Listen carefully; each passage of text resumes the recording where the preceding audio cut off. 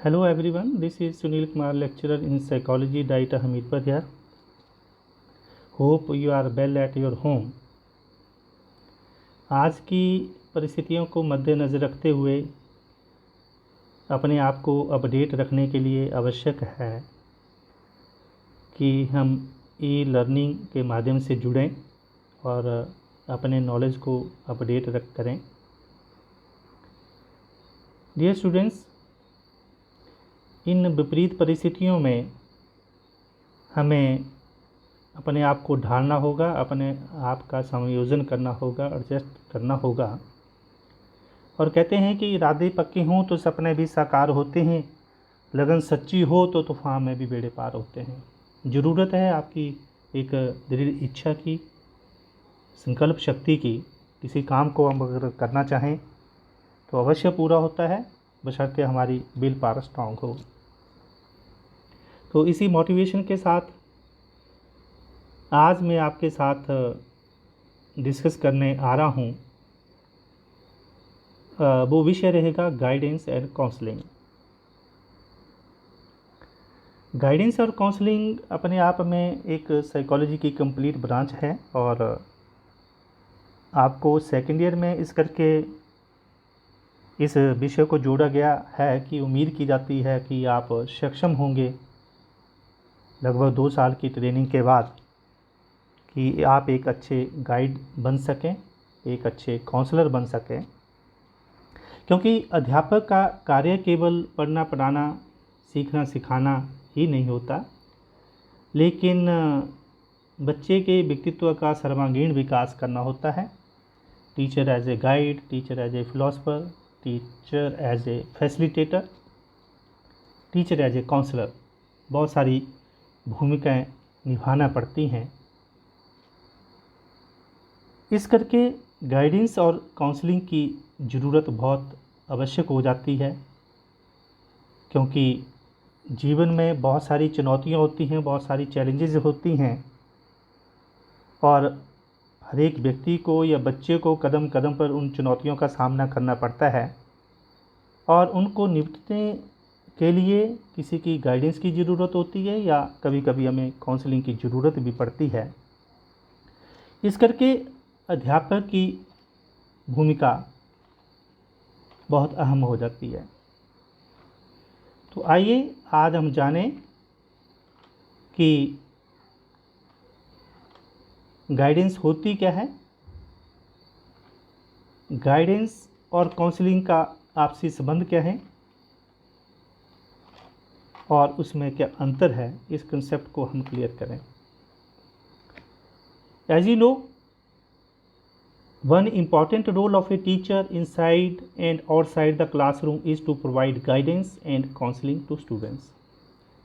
विद्यार्थी चाहे क्लासरूम में हो या क्लासरूम के बाहर हो, उसकी आवश्यकता होती है, उसको निर्देशन की आवश्यकता होती है, उसको मार्गदर्शन की ज़रूरत होती है. तो इस करके ज़रूरी हो जाता है कि हम इस कंसेप्ट को क्लियर करें कि गाइडेंस और काउंसलिंग वास्तव में होती क्या है. टेक्निकली हम बात करें, guidance derives from the word guide. Guide से ये शब्द निकला है और विच मीन्स टू डायरेक्ट और लीड, नेतृत्व करना या निर्देशन देना, डायरेक्शन देना. दूसरे आसान शब्दों में कह सकते हैं कि इंफॉर्मेशंस को शेयर करना.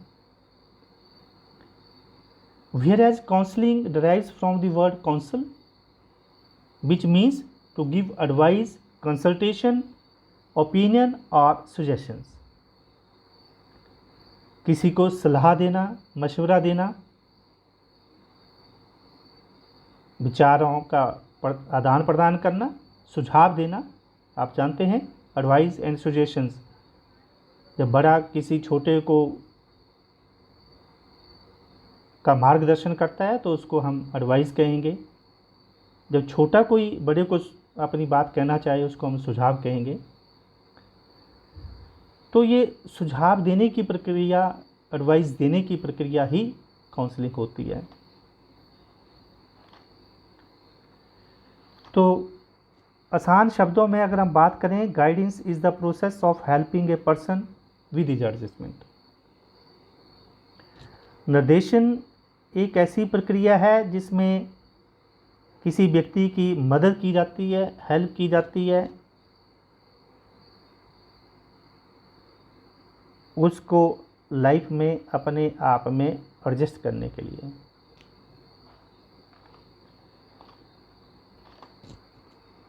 यानी कि कुल मिलाकर हम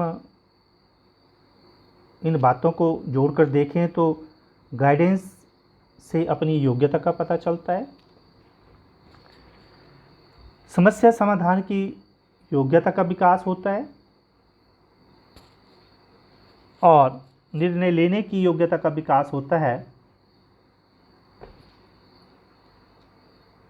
और गाइडेंस समाज में अपने आप को समायोजित करने में सहायक होती है। गाइडेंस हमारे विद्यार्थियों की, व्यक्तियों की इस तरह की आवश्यकताओं की पूर्ति करते हैं। तो बेसिक अजम्पशन है क्या? बेसिक अजम्पशन यही है कि life is full of challenges. जीवन चुनौतियों से भरा है, but individual has resources and capabilities too. लेकिन व्यक्ति कैपेबल है उन समस्याओं से जूझने के लिए, उसके पास रिसोर्सेज हैं, उसके पास वो शक्ति है, ज़रूरत है उस शक्ति को जगाने की, उसको एक दिशा देने की। और counselling helps in enhancing skills to meet the challenges. जो परामर्श होता है वो हमारी कौशलों का विकास करने में सहायक होता है, ताकि हम स्किलफुली अपनी उन समस्याओं से निपट सकें, उनसे जूझ सकें, उनका निवारण कर सकें। तो ये दोनों प्रक्रियाएं मिलती जुलती लगती हैं, एक दूसरे की पूरक हैं। आइए देखते हैं इन दोनों के बीच में क्या संबंध है। Relationship between guidance and counselling. तो guidance is a systematic and organise service to meet the needs. आवश्यकताओं की पूर्ति करने के लिए निर्देशन एक क्रमबद्ध सेवा है, सिस्टेमेटिक और संगठित, organise, well planned. It helps to identify ability and interest of a person.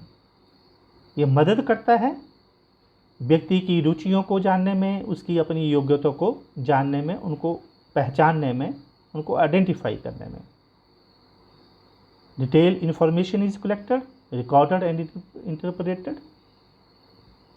विस्तृत जानकारियाँ इकट्ठी की जाती हैं, उनको नोट किया जाता है, उनका विश्लेषण किया जाता है। और ये गाइडेंस में भी गिवन बाई सीनियर एक्सपर्ट और एक्सपीरियंस पर्सन, जिसको उस क्षेत्र का तजर्बा हो, एक्सपर्ट हो, जैसे आपके सीनियर्स हों जो उस रास्ते से गुजरे हों, उनके अपने एक्सपीरियंसेस रहेंगे। In guidance information is shared about educational, vocational and career matters. Guidance में इंफॉर्मेशन शेयर की जाती हैं, विशेषकर शिक्षा के क्षेत्र में, व्यवसाय के क्षेत्र में इसका बहुत अधिक उपयोग होता है। शैक्षणिक सूचनाएं बांटना, देना। आपने देखा होगा जब बच्चा एक मैट्रिक के बाद, +2 के बाद आगे जाता है तो क्या कोर्सेज ज्वाइन करने हैं, उसमें उसको निर्देशन की आवश्यकता पड़ती है। तो कदम कदम पर शिक्षा के क्षेत्र में विशेषतर या करियर के क्षेत्र में व्यक्ति को निर्देशन की आवश्यकता होती है, गाइडेंस की आवश्यकता होती है। लेकिन कुछ एक विद्यार्थी होते हैं जिनको व्यक्तिगत अटेंशन की ज़रूरत होती है। There are some students who need individual attention. व्यक्तिगत आवश्यकता है उनकी, उनके ऊपर विशेष ध्यान दिया जाए, Hence, counseling is required to help the individual to face the challenge। इस करके काउंसलिंग की ज़रूरत होती है व्यक्ति को मदद करने में, ताकि वो चुनौतियों का सामना कर सके। Counselling is treated as a unique person in unique situation. So counsellor requires high level skill and special training. एक विशेष व्यक्ति से उसकी विशेष समस्याओं के बारे में चर्चा करनी होती है, उसकी डेप्थ में जाना होता है, उसकी गहराई में जाना होता है। इस करके काउंसलर सक्षम होता है एक विशेष कौशलों से, हाई लेवल स्किल से और स्पेशल ट्रेनिंग के साथ। काउंसलिंग प्रोसेस में दो लोग जुड़े होते हैं, one is counselling and other is counsellor. Counselling वो है जो हेल्प सीख करता है, जो हेल्प लेता है, जिसको आवश्यकता है मदद की। हिंदी में हम कहेंगे परामर्शग्राही, काउंसलिंग। परामर्शग्राही, ग्राही मीन्स ग्रहण करने वाला, जिसको परामर्श की आवश्यकता है। और काउंसलर मीन्स परामर्शदाता, जो परामर्श देने वाला है। तो काउंसलिंग प्रोसेस में दो व्यक्ति विशेष रूप से जुड़े होते हैं, एक परामर्श लेने वाला और एक परामर्श देने वाला। अब गाइडेंस और काउंसलिंग के इन संबंधों को हमने समझा। अब एक आवश्यकता है, एक बड़ी बारीक सी लाइन है जहां हमें एक लाइन ड्रॉ करनी होगी कि गाइडेंस कहाँ अलग है काउंसलिंग के साथ। तो आइए इस चर्चा के बाद मुझे लगता है हम सक्षम होंगे उसको डिफ्रेंशिएट करने में। तो जितने चर्चा मैंने अभी तक की उनसे हम एक पॉइंट निकालते हैं। On the basis of meaning, nature, approach, mode and decision making criteria, यानी कि गाइडेंस अर्थ के आधार पर कैसे अलग है और काउंसलिंग कैसे अलग है, प्रकृति में गाइडेंस कैसे अलग है, काउंसलिंग कैसे अलग है, गाइडेंस की अप्रोचेज कैसे अलग हैं, काउंसलिंग की अप्रोचेज कैसे अलग हैं, मोड कैसे अलग अलग हैं, और निर्णय लेने की जो क्षमता है डिसीजन मेकिंग में गाइडेंस और काउंसलिंग कैसे डिफर करती है। इन बिंदुओं के आधार पर हम कुछ एक पॉइंट यहाँ पर ड्राइव करेंगे। तो पहले हम देखते हैं गाइडेंस।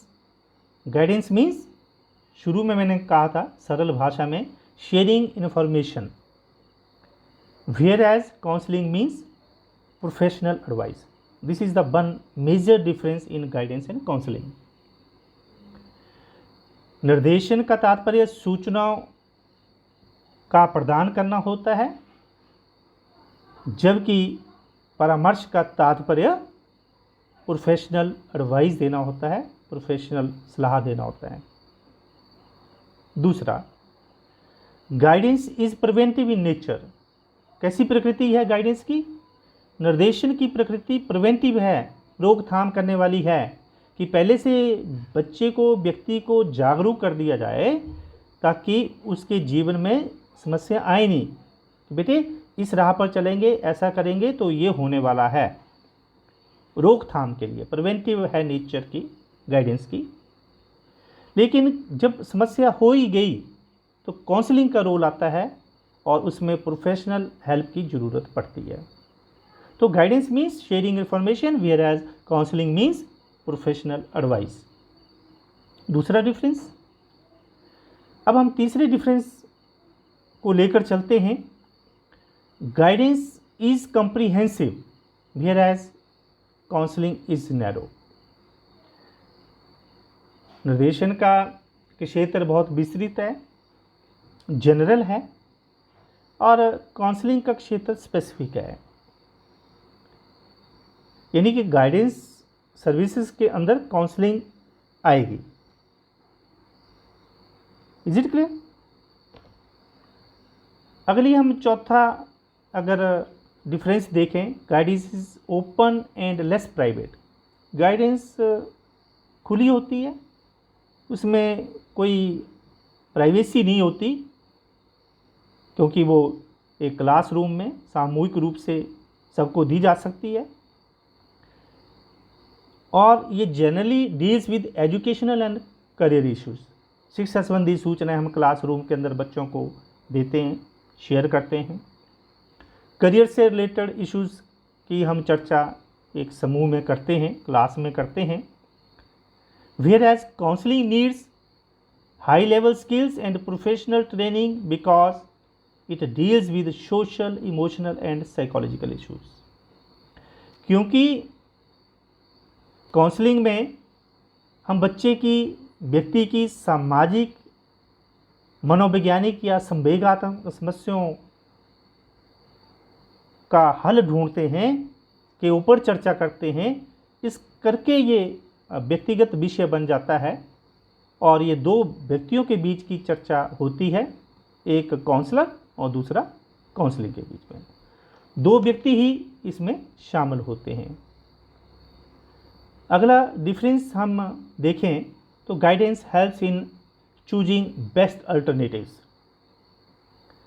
गाइडेंस में हम विकल्पों के ऊपर चर्चा करते हैं कि आप इस कोर्स में फॉर एग्जांपल एडमिशन ले सकते हैं। अगर इसमें आपको एडमिशन नहीं मिलती तो आपके पास दूसरा विकल्प ये रह सकता है, तीसरा विकल्प आपके पास ये हो सकता है, चौथा आप इस विकल्प के ऊपर जा सकते हैं। अल्टरनेटिव्स पे काम होता है गाइडेंस में, अल्टरनेटिव्स बताए जाते हैं।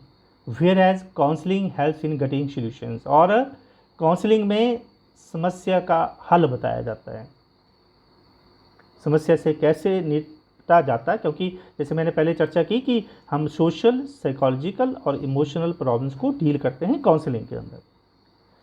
तो dear students, guidance may be provided by senior expert और by experience person, whereas counselling need professional skill. एक ये मेजर अंतर, गाइडेंस कोई भी व्यक्ति जो उसकी जानकारी रखता है, जिसके पास उसकी सूचना है, आपके वो सीनियर्स हों, एक्सपर्ट हो या कोई अनुभवी व्यक्ति हो, वो आपके साथ शेयर करेगा। लेकिन काउंसलिंग केवल वो व्यक्ति ही दे पाएगा जो साइकोलॉजिकल प्रिंसिपल से उनको अप्लाई, उसका नॉलेज हो, उनको अप्लाई करने की क्षमता हो, ट्रेंड हो। तो एक ट्रेंड व्यक्ति ही काउंसलिंग कर सकता है। और एक डिफरेंस हमने बीच चर्चा में देखा कि गाइडेंस 2 और मोर पर्सन्स उसमें इन्वॉल्व हो सकते हैं, समूह में दी जा सकती है, 2 या 2 से अधिक व्यक्ति उसमें भाग ले सकते हैं। लेकिन काउंसलिंग में केवल मात्र 2 व्यक्ति इन्वॉल्व होते हैं, एक परामर्शदाता और एक परामर्शग्राही। डिसीजन मेकिंग के एंगल से अगर हम देखें तो गाइडेंस में डिसीजन मोस्टली गाइड का होता है, क्योंकि वो विकल्पों के ऊपर चर्चा करता है, वो बच्चे की स्ट्रेंथ और वीकनेसेस को जानता है, उसके पास बहुत सारे विकल्प होते हैं, उसके पास बच्चे का एकेडमिक रिकॉर्ड होता है और वो विभिन्न विकल्पों के ऊपर बात करता है। इस करके अधिकतर रोल गाइड का होता है गाइडेंस में। लेकिन काउंसलिंग में ऐसा नहीं है, काउंसलिंग में इससे बिल्कुल विपरीत होता है। काउंसलर का कार्य व्यक्ति को, क्लाइंट को डिसीजन मेकिंग में हेल्प करना है। ध्यान रहे, निर्णय लेने में मदद करना है, ना कि उसके ऊपर अपना निर्णय थोपना है, अपने विचारों को थोपना नहीं। आप प्लस माइनस किसी चीज़ के गिना सकते हो, लेकिन अल्टीमेटली डिसीजन बच्चे को लेना है, लाभार्थी को लेना है, उसी क्लाइंट को लेना है, काउंसली को लेना है। काउंसलर अपना डिसीजन किसी भी काउंसलिंग के ऊपर नहीं थोपता है, ध्यान रहे। तो डिसीजन मेकिंग यहाँ पर केवल और केवल क्लाइंट करेगा, हमने उसका मार्गदर्शन करना है एज ए काउंसलर, लेकिन डिसीजन काउंसलिंग ही लेगा कि मुझे क्या करना है। तो dear trainings, in brief guidance and counsellings are different in terms of meaning, nature, approach, mode, issues, decision making etcetera. हमने देखा कि गाइडेंस और काउंसलिंग दो अलग अलग टर्म हैं, उसके अर्थ अलग हैं, उसकी प्रकृति अलग है, उसकी अप्रोचेज अलग हैं, उसका मोड अलग है, उसमें इश्यूज अलग अलग डिस्कस किए जाते हैं, और डिसीजन मेकिंग में भी गाइडेंस और काउंसलिंग में डिफरेंस है। इस करके गाइडेंस और काउंसलिंग एक अलग अलग टर्म हैं। तो होप कि आपके इन दोनों टर्म्स में आपको अंतर स्पष्ट हो गया होगा और आप कैपेबल होंगे इन दोनों को डिफ्रेंशिएट करने में। We can draw a better line between guidance and counselling now. तो आज हमारा केवल तात्पर्य गाइडेंस और काउंसलिंग के बीच के संबंधों को और उसके अंतर को समझना है। इसके क्या प्रकार होते हैं, कितने प्रकार होते हैं, क्या टेक्निक्स होती हैं, क्या क्या अप्रोचेज होती हैं, क्योंकि गाइडेंस और काउंसलिंग अपने आप में एक ज्ञान नहीं, लेकिन एक अप्लाइड साइकोलॉजी का एक पार्ट है। इसको वास्तविक जीवन में इसका भरपूर उपयोग किया जाता है और आने वाले समय में या वर्तमान समय में गाइडेंस और काउंसलिंग की बहुत ज़रूरत है शिक्षा की गुणवत्ता के उद्देश्य से। इस करके जैसे मैंने शुरू में कहा कि टीचर का कर्तव्य केवल पढ़ना, पढ़ाना, सीखना, सिखाना ही नहीं होता, लेकिन बच्चे के व्यक्तित्व का सर्वांगीण विकास करना हो, चाहे वो क्लासरूम के अंदर हो, चाहे वो क्लासरूम के बाहर हो, उसको हमेशा गाइडेंस की और कभी कभी काउंसलिंग की आवश्यकता पड़ती है। तो if you want to become an effective teacher, you must have the knowledge of psychology, because I feel without the knowledge of psychology you can become a teacher but you cannot become an effective teacher. So that's all for today, dear students. Thank you very much and goodbye.